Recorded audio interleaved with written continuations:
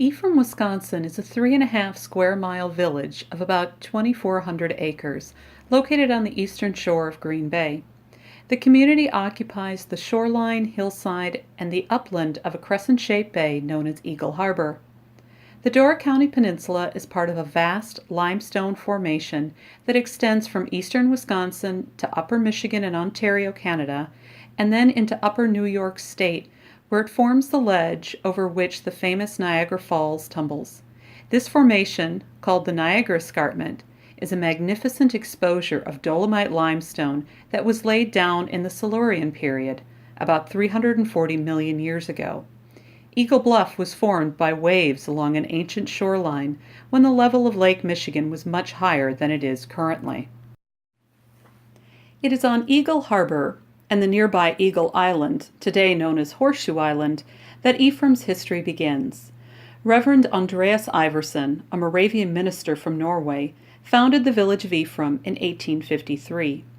The Moravian Church is the oldest Protestant religion, established by followers of John Hus in what is now the Czech Republic in the early 1400s.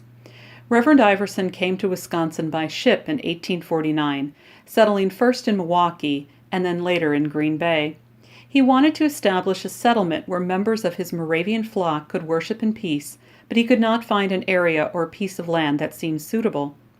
In 1852, Ole Larson, a friend Reverend Iverson had made when he first arrived in America, was living on Eagle Island with his family. Larson made a living harvesting timber on the island and selling it as cordwood to passing ships. He convinced Reverend Iverson that the nearby shore of Eagle Harbor might be an ideal site for a village. In February 1853, Reverend Iverson, accompanied by fellow congregation members, walked for 3 days across the ice from Green Bay to Eagle Island. Larson then led the party to the mainland, and Reverend Iverson determined that this would be the right place to establish the new community. By the fall of 1853, land had been cleared and log homes constructed to establish the village of Ephraim, a biblical term meaning doubly fruitful. The small village and its people managed to survive in those early years, despite severe winters, epidemics, droughts, near starvation, and relative isolation from civilization. Things began to improve for the small community in 1855 when Reverend Iverson successfully negotiated a lucrative lumber contract for cedar posts with the Chicago Telegraph Company. Then, in 1858, Reverend Iverson and the settlers agreed to sell 166 acres of the original 400-acre settlement to brothers Oslog and Halvar Anderson.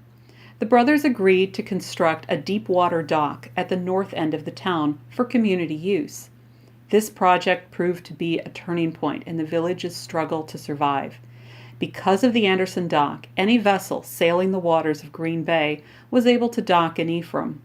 30 years later, the dock would serve as a port of call for passing steamships and would facilitate bringing summer vacationers to Ephraim.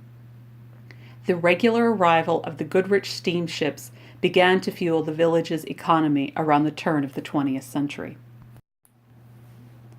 With Ephraim's beautiful views and untouched shoreline, the village quickly became a favorite summer resting place for many tourists. Anderson Dock, along with the Anderson Warehouse and the Anderson Store, quickly became the business and social center of the community. The store served not only as a place of import and export, but also as a waiting room and welcome center for summer visitors. The earliest tourists lodged in villagers' homes, and it wasn't long before many residents started adding on rooms to their existing houses to create hotels. Others realized the economic potential of constructing new hotels from the ground up. At one time, our small village boasted 8 grand hotels with enough room to accommodate nearly 700 guests. Many of these historic hotels, such as the Hillside Inn, the Evergreen Beach Hotel, now the Water Street Inn, and the Edgewater Resort, are still standing today. Many are still being used as hotels and as bed and breakfasts, with additions to accommodate a more modern way of vacationing. Ephraim's citizens have long held a great interest in preserving and sharing our village's history, and throughout the village you will see many historic buildings. Rising above the village are the beautiful twin steeples of the Ephraim Moravian Church and the Bethany Lutheran Church. They serve as a reminder of Ephraim's religious founding. The Moravian Church was constructed on the shores of Eagle Harbor between 1857 and 1859. In 1883, the church was moved up the hill to its present location. The Bethany Lutheran Church was constructed in 1882 and was funded by immigrant families from Sweden, Norway, and Denmark. Today, services are held year-round at the Moravian Church and during the summer at Bethany. Other historic properties found in Ephraim include the historic Ephraim Fire Station, Wilson's Ice Cream Parlor, the Ephraim Village Hall, the Anderson Warehouse, now the home of the Francis Hardy Gallery, a popular art destination on the Peninsula, and the museums of the Ephraim Historical Foundation. The Ephraim Historical Foundation, or EHF, was founded in 1949 through the efforts of Helen Soanes and Warren Davis Sr. Mrs. Soanes, a former teacher in Ephraim's one-room school, was troubled by the uncertain future of the school, as the building was to be sold because a new grammar school was being built in the village. She asked her friend, Mr. Davis, to help raise the funds to purchase the property and then preserve the building. Mr. Davis was able to raise the funds and the school was purchased. With a desire to continue preserving historic Ephraim, Davis and Soanes, along with several friends, created the Ephraim Historical Foundation. The private, nonprofit organization was established on July 19, 1949. Today, the EHF remains a proud steward of Ephraim's history.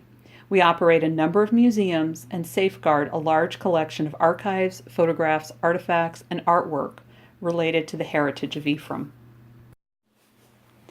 The EHF currently owns and preserves a number of properties, and we encourage everyone to go and visit these remarkable places.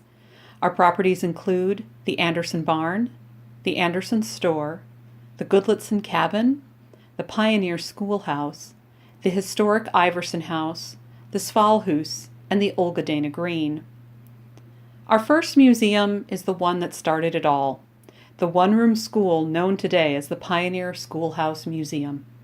The Pioneer Schoolhouse was actually the third school in Ephraim.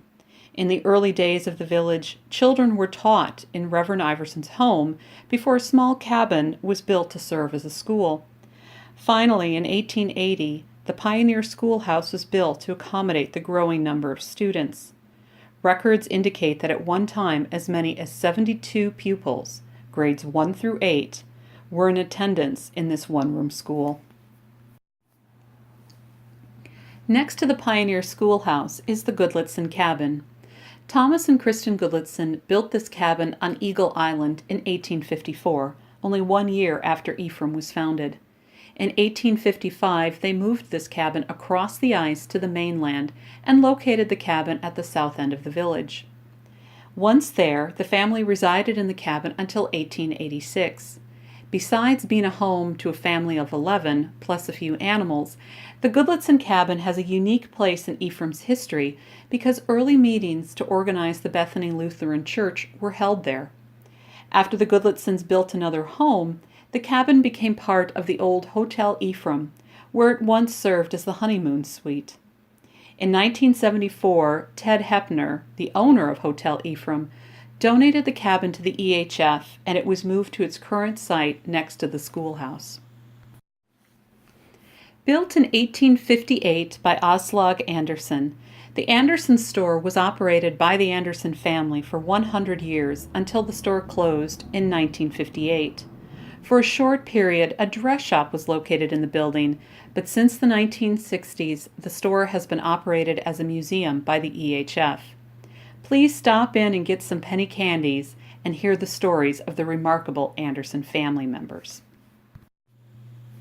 In the 1980s, the EHF purchased the Anderson Barn, which is located across the highway from the Anderson store. The barn, built in 1880, was restored and opened as a museum in 1990. In 2009, an addition was added to accommodate more office and archival storage space. Today, the barn is home to the Hands-on Hayloft interactive exhibit and to rotating exhibits. Another EHF property is the iconic Sfil Hoose, built around 1890 by Peter Peterson. Peterson was an Ephraim businessman and a friend of the Anderson brothers. The word Sfil Hoose translates to cooling house in Norwegian. This building was originally a simple storeroom. Later it served as a gift shop and then a hotel cottage before it was donated to the EHF in the mid-1990s. It is now operated as a research library featuring the EHF's archival collections. Our final museum is the historic Iverson House. The Iverson House, built in 1853, is the oldest frame structure in Door County and was built to magnificent proportions for its time. This house served as the home of Reverend Iverson and his family, as well as a place of worship until the Moravian church was completed, and as the first formal school in Door County. The Iverson House was the center of early Ephraim. After Reverend Iverson, other Moravian pastors took up residence in the house until it was sold in 1912. The EHF acquired the Iverson House in 2004. Remarkably, the Iverson House has had very few alterations in the 150-plus years that it has been standing, preserving most of the home's historic integrity. The EHF also owns and maintains a property called the Olgadena Green, located across from the Ephraim Visitor Information Center. The land was donated to the EHF with the understanding it would remain a green space for all to enjoy. Even with all the changes our small village has seen, the community has taken great care to preserve its buildings, artifacts, and other pieces of history for generations to come. We hope you have enjoyed this historic tour of Ephraim. We encourage you to visit our museums and enjoy our beloved village.